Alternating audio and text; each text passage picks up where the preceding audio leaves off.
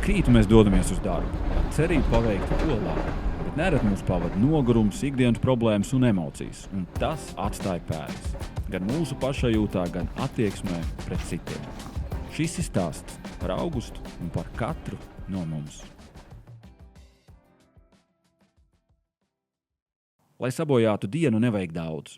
Tas var būt strīds mājās nokavēts modinātais vai vienkārši aizmirst nopirkt pienu. Tas viss ir signāls. Signāls, ka ir laiks rīkoties, pirms ir par vēlu. Katrs mūsu vārds, katra kustība nes savu līdzi emocijas. Un darbs ir vieta, kur šīs emocijas ātri pārceļas no viena cilvēka pie otra. Darba videi ir nozīme. Katra kolēģa līdzcilvēka sapratne un atbalsts var dot neatceramu palīdzību un justies droši darba vidē.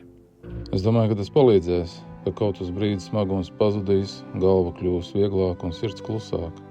Bet patiesībā es tikai paslēpos no sevis, no noguruma, no spiediena, no sajūtas, ka vairs netiek galā. Un tas klusums, ko meklēju, kļuva par vēl lielāku vientulību.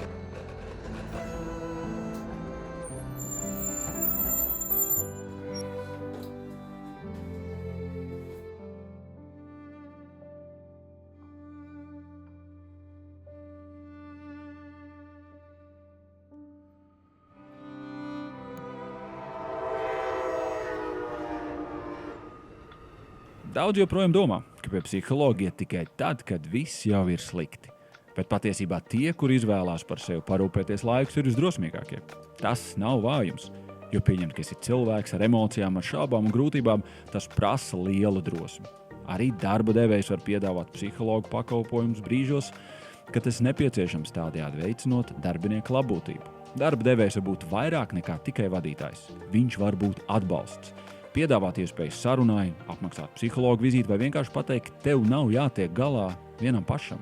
Kā arī piedāvāt praktiskus rīkus un resursus no darba devēja, piemēram, iekļautas psihologa konsultācijas vai rehabilitāciju veselības apdrošināšanas polisē. Dažreiz vislielākā palīdzība sev ir vienkārši apstāties, ieelpot, sakārtot domas un atgūt līdzsvaru.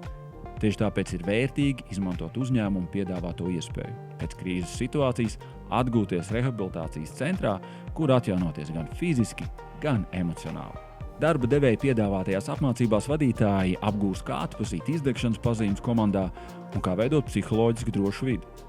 Savukārt visiem darbiniekiem pieejami semināri un praktiskas apmācības par mentālo veselību, jo zināšanas palīdz rūpēties gan par sevi, gan citiem. Nemazāk svarīgi ir atbalstīt tos, kuri ikdienā ir pirmajās rindās. Viņi saskars ar agresiju un spriedzi, tāpēc piedāvājam praktiskas apmācības, kā rīkoties stresa situācijās, kā komunicēt ar sarežģītiem klientiem, kā palīdzēt cilvēkiem sniegt atbalstu un saglabāt emocionālo līdzsvaru. Mēs visi esam tikai cilvēki. Mēs nogurstam, uzkrājās stress un reizēm tas uzsprāgs tur, kur vismazāk vajadzētu – uz citiem. Mēs varam būt asi vai dusmīgi pret cilvēkiem, kuri neko mums nav izdarījuši. Kolēģi, draugi vai svešinieki vilcienā. Tāpēc ir svarīgi apstāties, ieraudzīt, ka nodarīts pāri un atvainoties. No sirds. Atvainošanās tas ir spēks būt godīgam un cilvēcīgam. Ne tikai tuvākie, bet arī apkārtējie ir pelnījuši cieņu. Un īsti piedot var dziedēt gan otru, gan tev pašu. Jo tajā brīdī tu pasaki, tu esi svarīgs.